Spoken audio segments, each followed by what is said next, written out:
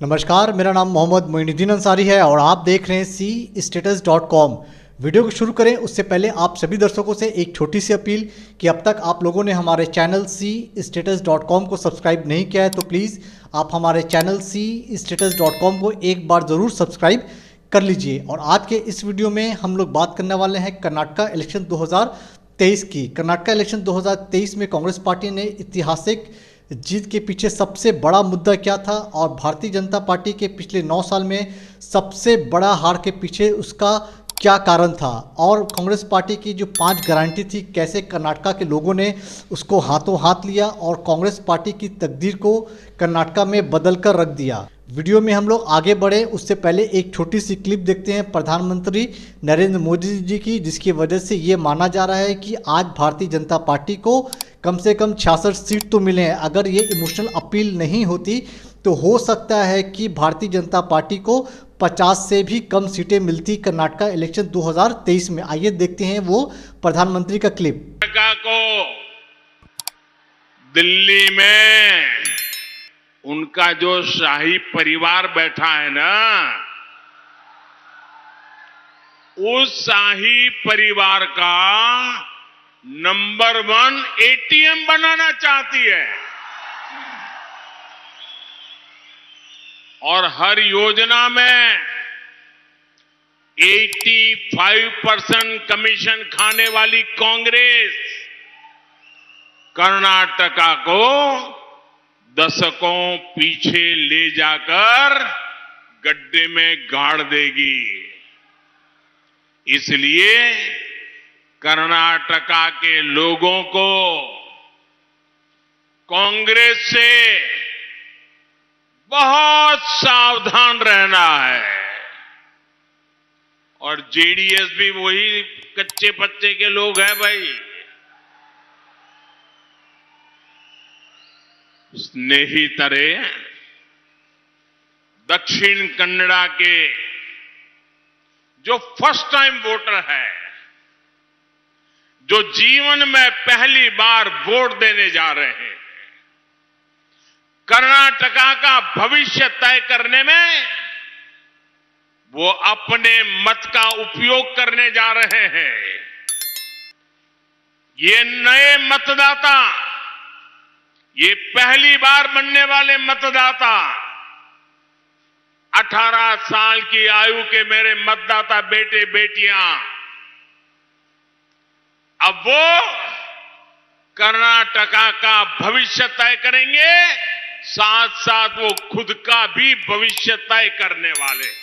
अब बात करते हैं प्रियंका गांधी का वो बयान जिसने पूरे कर्नाटका इलेक्शन के वोटिंग पैटर्न को बदलकर रख दिया। आइए देखते हैं एक छोटी सी क्लिप प्रियंका गांधी को, जहां पर वो इमोशनल अपील करते हुए जनता को दिखाई देती हैं। मैंने पहला ऐसा प्रधानमंत्री देखा है बहनों और भाइयों, पहला देखा है ना, जो आपके सामने आकर रोता है कि मुझे गाली लग रही है, मुझे गाली दे रहे हैं। आपके दुख सुनने के बजाय अपना दुखड़ा आपको सुनाते हैं और किसी ने उनके ऑफिस में बैठकर एक लिस्ट बनाई है। अरे आपके दुखों की लिस्ट नहीं है वो आपकी समस्याओं की लिस्ट नहीं है। वो ये लिस्ट नहीं है कि किसानों की क्या समस्या है, हमें क्या करना। वो ये लिस्ट है कि मोदी जी को कितनी बार किसने गाली दी है।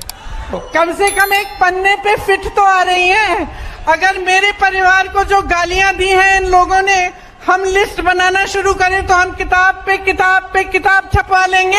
हिम्मत करो मोदी जी, मेरे भाई से सीखो। मेरा भाई कहता है गाली क्या, मैं गोली खाऊंगा इस देश के लिए। मेरा भाई कहता है सच्चाई के लिए मैं खड़ा रहूंगा। तुम गाली दो, गोली दो, छुरा मारो, कुछ भी कर लो, घबराओ मत मोदी जी, घबराओ मत।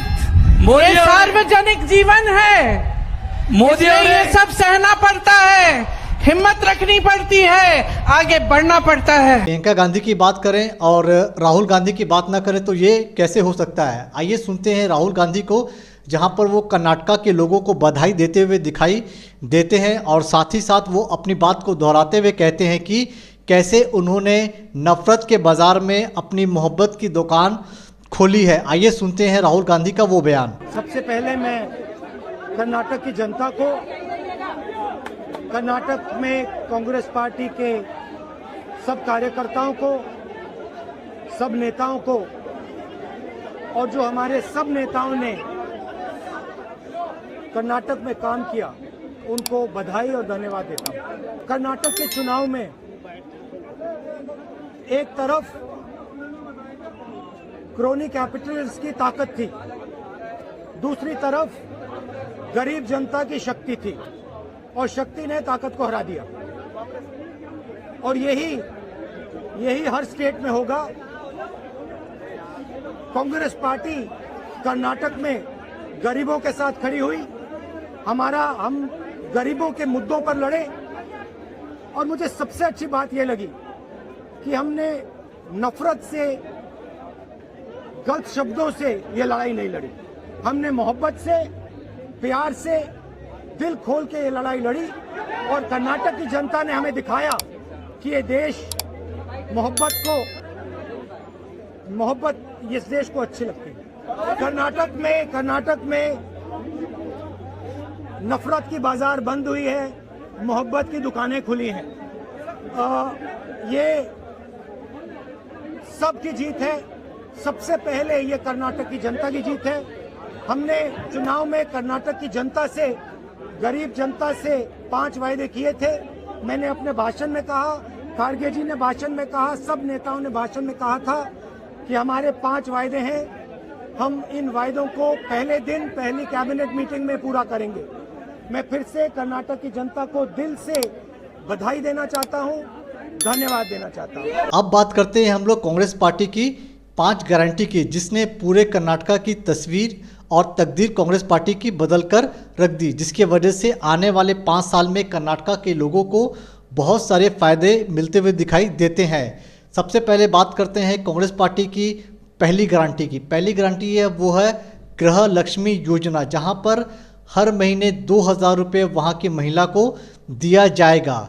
दूसरा जो सबसे बड़ा गारंटी कांग्रेस पार्टी का है वो है गृह ज्योति, यानी कि हर महीना 200 यूनिट इलेक्ट्रिक फ्री वहाँ के लोगों को दिया जाएगा।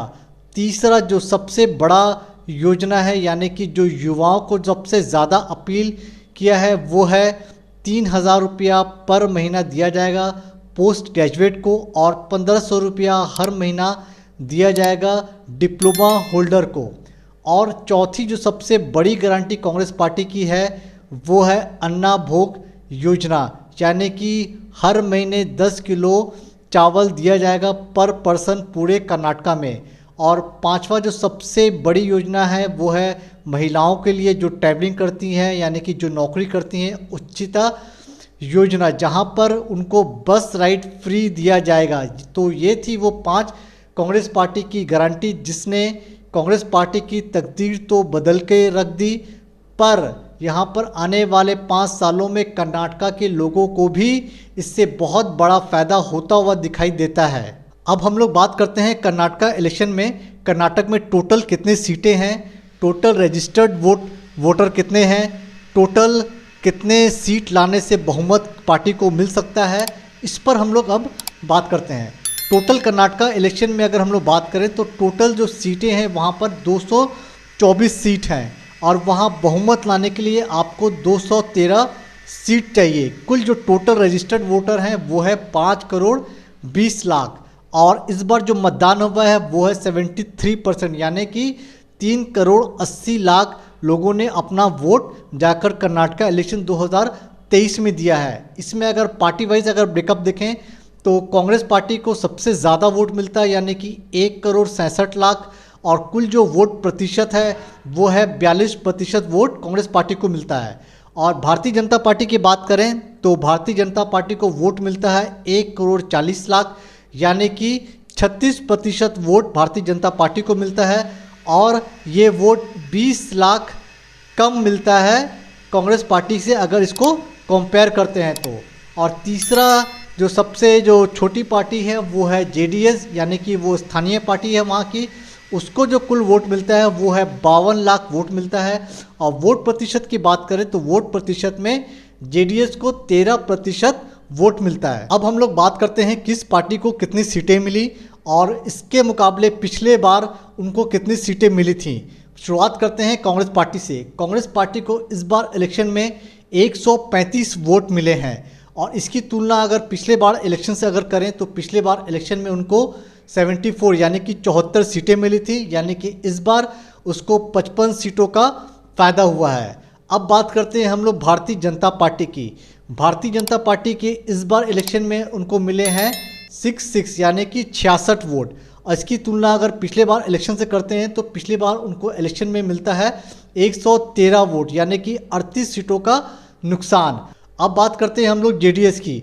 जेडीएस को इस बार सीट मिले हैं टोटल 19। इसकी अगर तुलना अगर पिछले बार इलेक्शन से करें तो पिछले बार इलेक्शन में उनको मिले थे टोटल 38 सीट यानी कि उनको 18 सीटों का नुकसान हो रहा है। होप अगर आपको ये वीडियो की इन्फॉर्मेशन अच्छी लगे तो हमारे यूट्यूब चैनल cstatus.com को ज़रूर सब्सक्राइब कीजिए। इसके अलावा अगर आप ये वीडियो फेसबुक पर देख रहे हैं तो फेसबुक पर हमारे पेज cstatus.com को ज़रूर लाइक करें और फॉलो करें।